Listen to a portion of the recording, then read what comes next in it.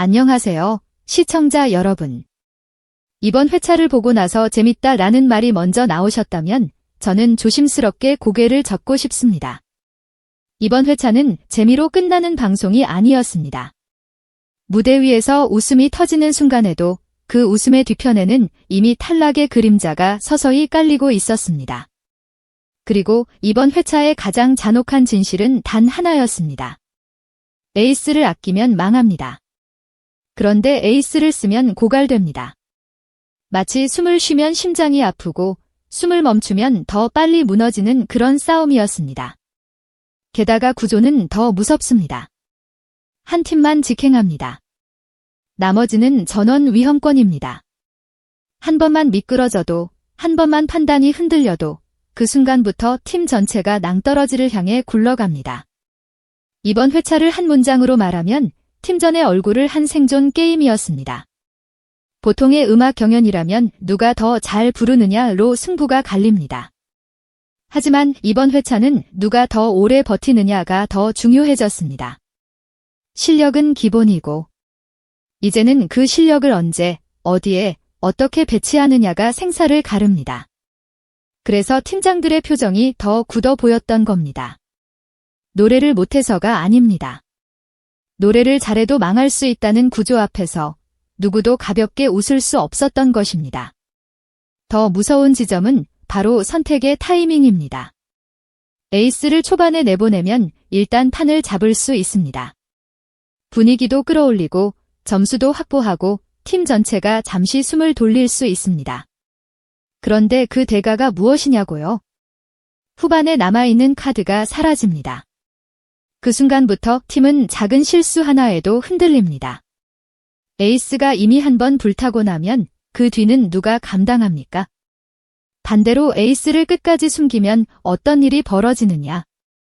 초반의 흐름이 상대 팀에게 넘어가고 점수 격차가 벌어지고 그 격차를 뒤집기 위해 에이스에게 더 큰 부담이 쏠립니다. 즉, 아끼려다가 더 큰 불길 속으로 던져지게 됩니다. 이게 이번 회차의 지옥 같은 딜레마였습니다. 여기서 많은 분들이 이렇게 말하십니다. 그래도 에이스는 에이스니까요.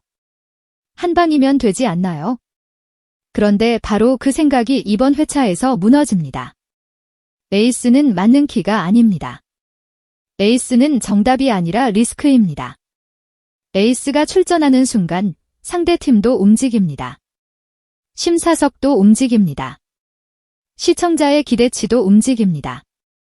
그리고 그 기대치가 올라갈수록 에이스의 숨통은 좁아집니다.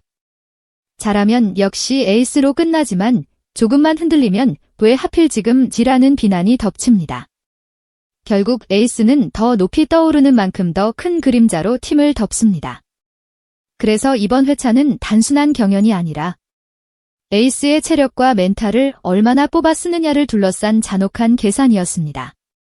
이번 회차에서 특히 무서웠던 장면은 무대 위가 아니라 무대 밖에서 먼저 시작됐습니다. 룰이 공개되는 순간 출연자들의 표정이 순간적으로 얼어붙었습니다. 짧은 침묵, 서로 눈치를 보는 시선, 말이 줄어드는 리액션. 이건 단순히 긴장해서가 아닙니다. 머릿속에서 계산이 폭발적으로 돌아가기 시작했다는 신호입니다. 우리 팀 에이스를 언제 쓰지, 상대팀은 누구를 내보낼까, 지금 여기서 지면 끝인가, 이런 질문들이 한꺼번에 몰려옵니다. 그리고 그 질문은 무대에 올라가기 전부터 사람을 지치게 만듭니다. 결국 이번 회차는 노래를 시작하기도 전에 이미 절반은 싸움이 끝난 상태였습니다. 게다가 이번 회차의 룰은 너무 노골적입니다. 한 팀만 직행. 나머지는 전원 위험권. 이 한 문장이 모든 감정을 바꿉니다.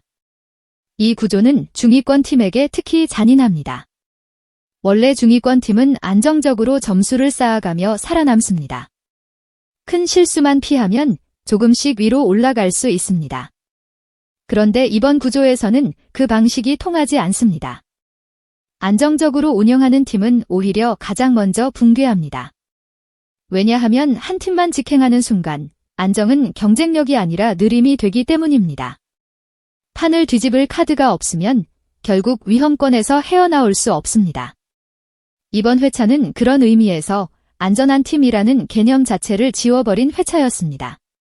그리고 제작진은 이 잔혹함을 숨기지 않았습니다. 오히려 더 극대화했습니다. 예능은 보통 시청률이 오르면 숨을 고릅니다. 룰을 완화하고 캐릭터를 소모하고 편하게 끌고 갑니다. 그런데 이번 회차는 정반대였습니다. 더 강한 룰, 더 압축된 경쟁, 더 빠른 판정. 이것은 실수의 여지를 줄이는 게 아니라 실수의 대가를 극대화하는 방향입니다. 즉, 참가자들에게 한 번만 틀려도 끝이라는 공포를 심어줍니다. 그 공포가 생기면 무대는 더 긴장되고 시청자는 더 몰입합니다. 잔혹하지만 효과적인 방식입니다. 그래서 이번 회차가 무섭다고 느껴지는 겁니다. 재미의 기둥이 아니라 공포의 기둥 위에 서 있기 때문입니다. 그 과정에서 웃음조차도 전략이 됩니다. MC의 즉흥적인 열창 같은 장면이 단순한 분위기 전환으로 보이셨다면 이번 회차의 속도를 놓치신 겁니다. 그 웃음은 예능적 여유가 아니라 감정의 압력을 잠깐 빼는 밸브에 가깝습니다. 너무 빡빡하게 조이면 터져버리기 때문에 잠깐 숨을 주는 겁니다. 그런데 더 무서운 건 그 숨이 휴식이 아니라는 점입니다. 오히려 기재 다시 조인다는 신호입니다. 잠깐 웃게 만든 뒤 더 큰 폭풍을 맞게 하는 방식입니다. 그래서 이번 회차는 웃음이 나오면 나올수록 더 불안해집니다. 저 웃음 다음에 무슨 일이 터지려고 라는 생각이 드는 겁니다. 이번 회차에서 팀장들이 짊어진 무게는 말로 다 할 수 없습니다. 팀장은 센터가 아니라 전략가입니다. 누구를 앞에 세울지, 누구를 뒤로 숨길지, 어떤 순서로 배치할지, 그 선택이 곧 팀의 생존과 연결됩니다. 무엇보다 팀장들은 게이스를 보호할 것인가, 소모할 것인가 라는 질문 앞에서 흔들릴 수밖에 없습니다. 보호하려고 하면 위험이 커지고, 소모하면 팀의 미래가 비어버립니다. 이 선택은 정답이 없습니다. 그런데 그 정답 없는 선택을 단 한 번의 결정으로 해야 합니다. 그래서 팀장들의 리더십이 이번 회차에서 가장 선명하게 드러납니다. 노래를 잘하는 리더가 아니라 책임을 질 줄 아는 리더가 살아남는 구조였습니다. 심사석에서도 균열이 시작됩니다.